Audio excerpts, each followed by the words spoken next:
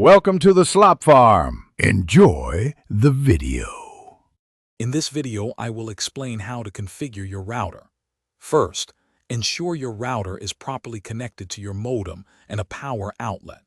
Use an Ethernet cable to connect your computer directly to the router for initial setup.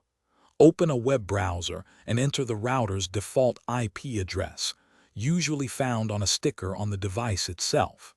You'll then be prompted to log in using the default username and password. Once logged in, the first crucial step is to change the default administrator password. This prevents unauthorized access to your router settings. Next, navigate to the wireless settings to customize your Wi-Fi network name, also known as the SSID. For robust security, select WPA2 or WPA3 as your encryption method and create a strong, complex password for your Wi-Fi network. This protects your data.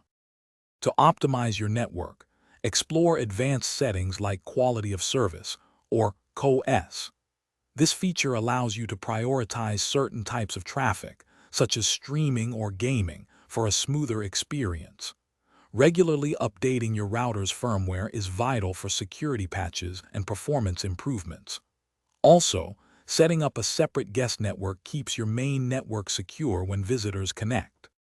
If you encounter persistent issues, a factory reset can often resolve them, but remember this will erase all your custom settings. Always check for physical obstructions or interference that might be weakening your Wi-Fi signal.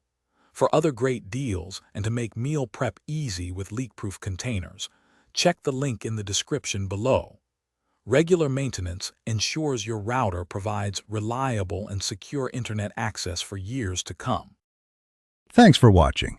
Consider subscribing if we helped you today.